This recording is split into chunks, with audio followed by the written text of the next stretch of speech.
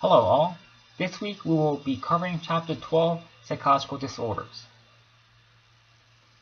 In part 1 of the video, we will discuss about abnormal behaviors and thoughts, models used to explain psychological disorders, the type of psychological disorders, and we will begin to discuss about various types of anxiety disorders and stress-related disorders. So the first question we need to answer is, what is abnormal behavior? To make a diagnosis, we need to know what is considered abnormal versus normal. In other words, we need to come up with some rules to determine what is abnormal and what is not. So, to be considered as abnormal, there are 3 things we need to consider. First, the behavior needs to be deviant from the norm, meaning that the behavior is statistically rare. We do not see them very often. Second, it needs to be maladaptive. For example, behaviors such as causing harm to others or self can be considered maladaptive. And last, the behavior is personally distressful for over a long period of time. So if these behaviors go away in an hour or a day, it will not be considered as abnormal. But who decide whether a behavior is deviant or maladaptive? Because my deviant and maladaptive behavior may be different from what you think.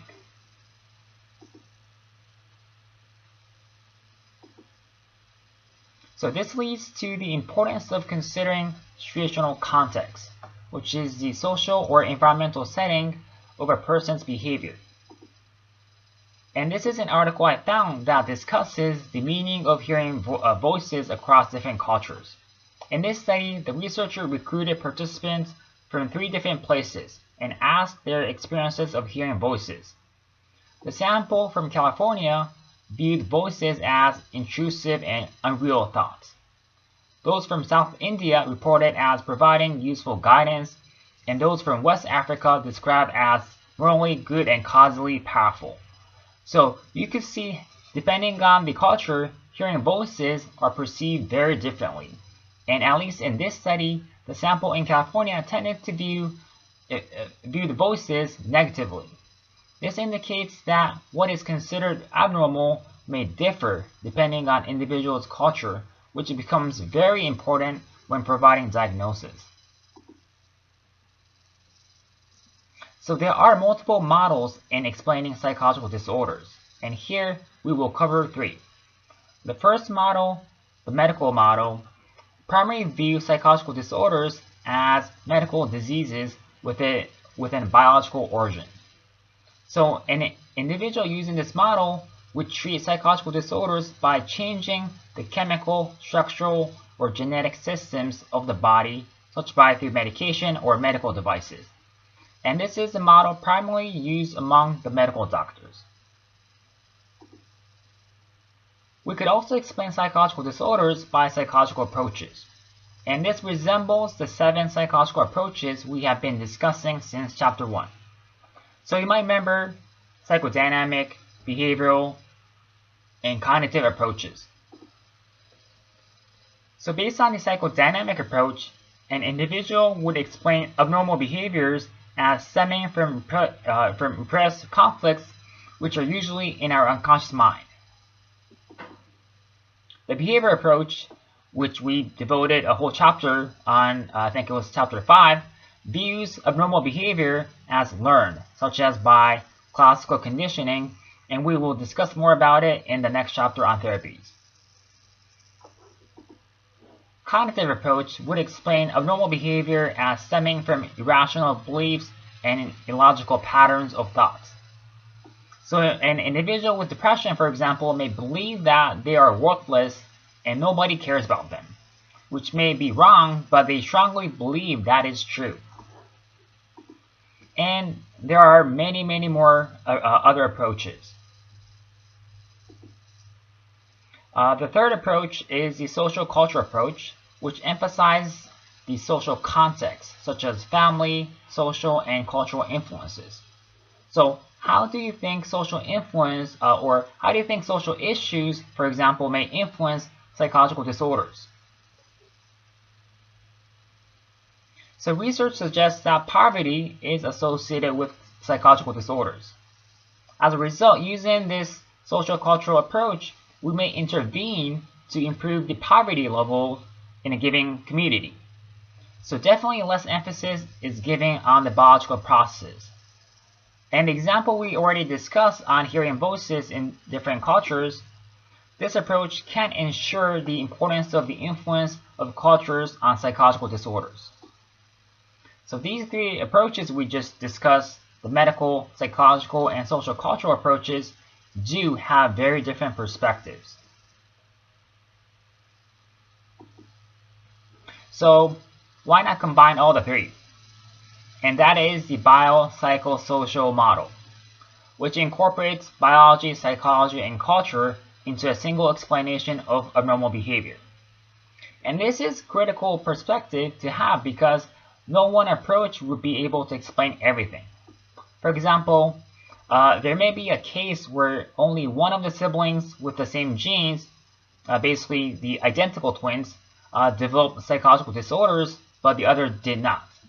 In this case, there may be a larger impact on psychological or social factors as opposed to biological factors.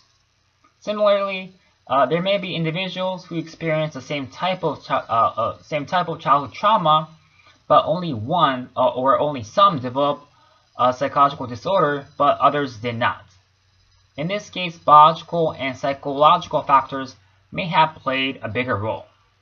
So again, having all of these three perspectives can be very important in explaining abnormal behaviors.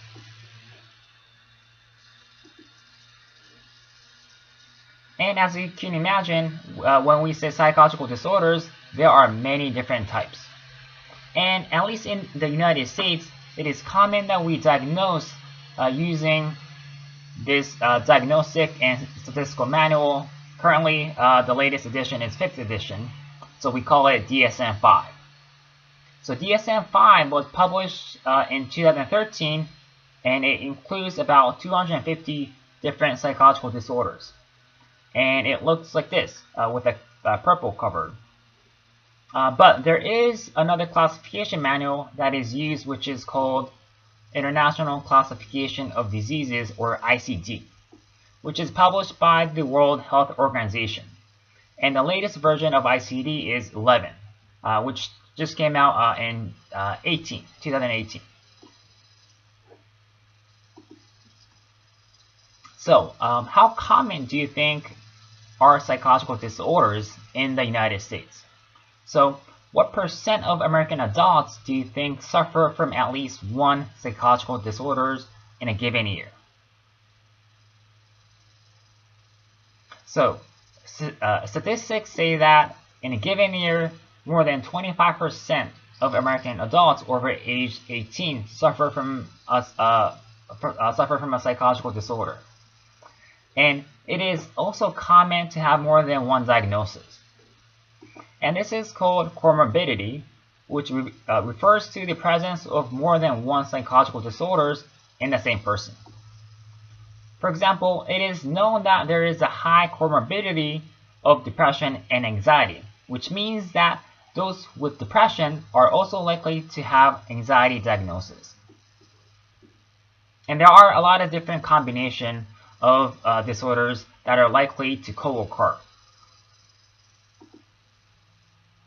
And as we discussed that there are many different psychological disorders, there are some pros and cons in using these diagnoses or labels. So what do you think are some of the cons? So one of the cons is that because DSM is published by the American Psychiatric Association, there is a heavy emphasis on medical model, which ignores social and environmental factors. Also, DSM relies too much on social norms. So as we discussed earlier, the norm changes from culture to culture, but it also changes by time as well. For example, back in the days, homosexuality was not the norm, and therefore it was considered as abnormal behavior. So until the 3rd edition of the DSM, homosexuality was actually listed as one of the diagnoses. Also, DSM only focuses on the diagnosis or weaknesses. As a result, it does not tell anything about an individual's strength. And next, we will think about the pros. So what do you think are the pros or advantages of diagnosis or giving labels? So one of the pros is that the diagnosis provides a common language to professionals. So if a clinician said obsessive compulsive disorder, we would have a pretty good idea about what the client is experiencing, and it becomes easier to consult with others. Another pro is that it establishes distinct categories of diagnosis for treatment and understanding. And because there are a number of empirically supported treatments for a specific diagnosis, such as for depression or phobias, it becomes easier for the clinician to use these treatment manuals when it is specifically developed for a certain diagnosis, as opposed to saying that the treatment may work for depression in general, but with an exception of X, Y, and Z.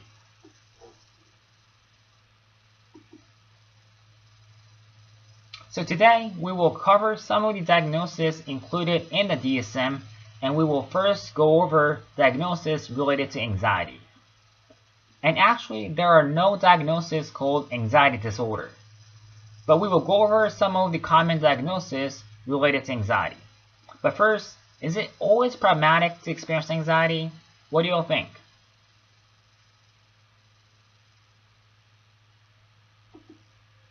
In the motivation and emotion chapter, we discussed the Yerkes-Dodson curve.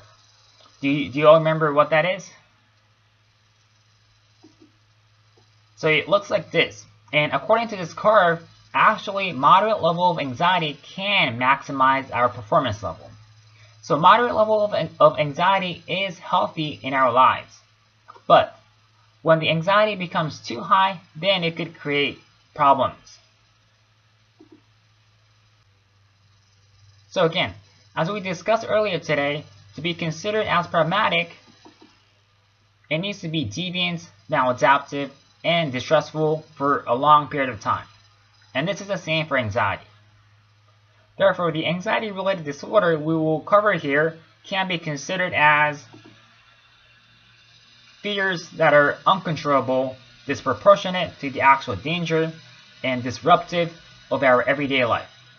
So as we discussed various anxiety-related disorder, this is the level of anxiety that an individual would need to experience to be given a diagnosis.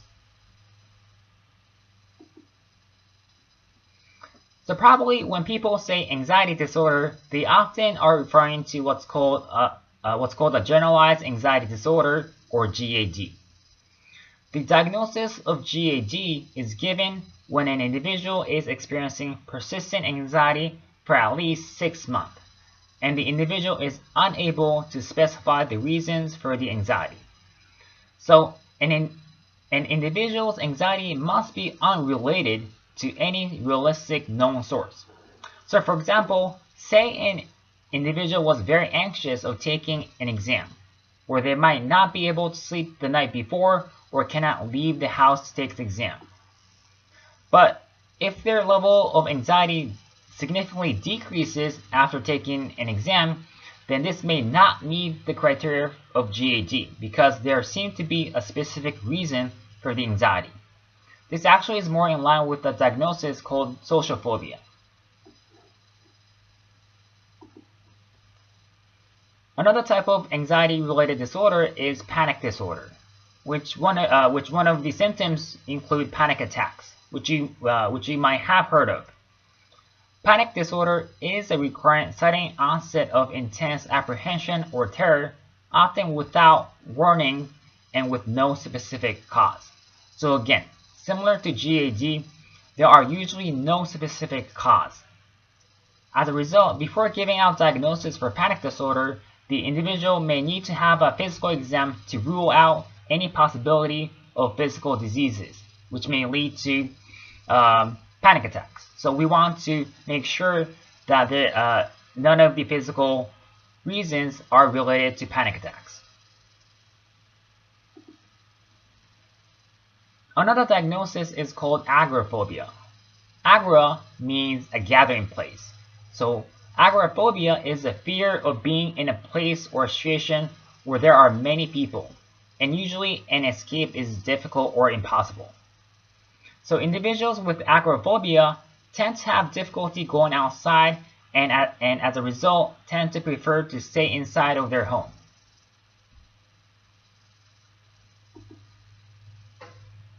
Have you heard of people who are fearful of spiders, snakes, heights, or small rooms? These are all example phobias, which is an irrational, overwhelming, persistent fear of a particular object, situation, or social activity. So all of these examples is categorized under specific phobia. But there can also be a fear towards being humiliated or embarrassed in social or performance situations. And this is called social phobia or social anxiety disorder. This can include extreme anxiety talking to people, speaking in front of the class, or taking an exam.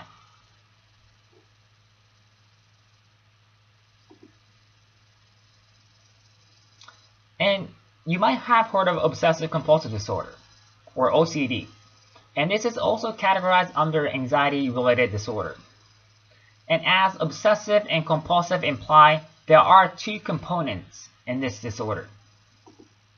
First, there is an anxiety-provoking thoughts that will not go away, and this is the obsessive component of OCD. And this obsession can lead to repetitive and ritualistic behaviors, which are the compulsion component of OCD.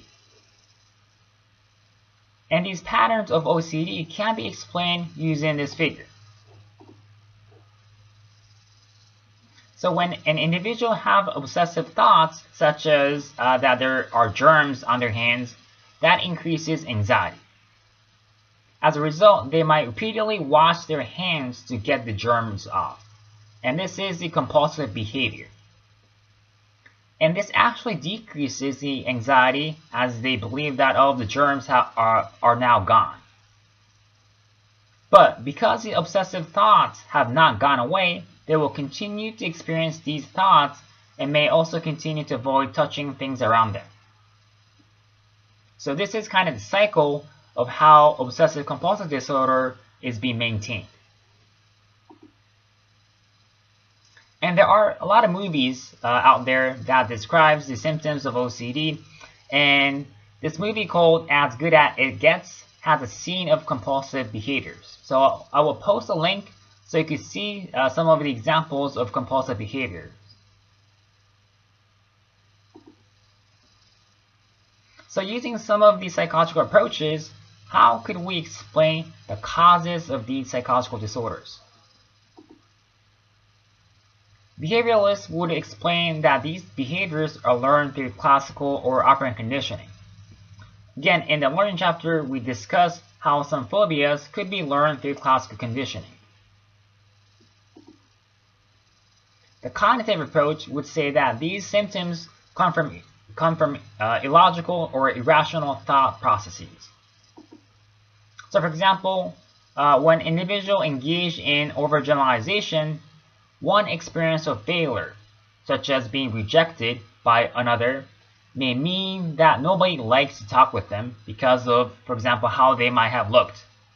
As a result, this individual may begin to experience high anxiety talking to others because they may fear that others may not like them and be rejected again. The last topic we will cover is the trauma and stress-related disorders. Note that these disorders are not categorized under the anxiety-related disorder, although it used to until DSM-4.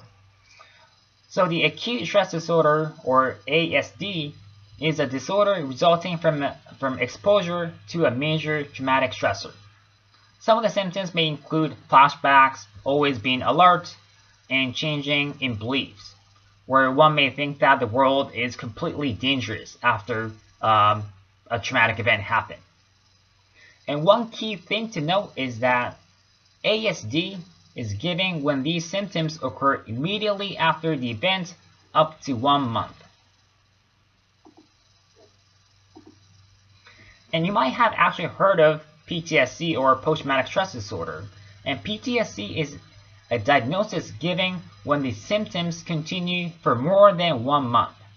Although ASD is often a precursor to PTSD, that's not always the case, where symptoms could take months or years to develop. So just be aware of the differences between ASD and PTSD. So that's all I got for part 1 of Chapter 12, Psychological Disorders. If you have any questions, let me know, and otherwise I will see you in the part 2 of the video. Thanks and take care.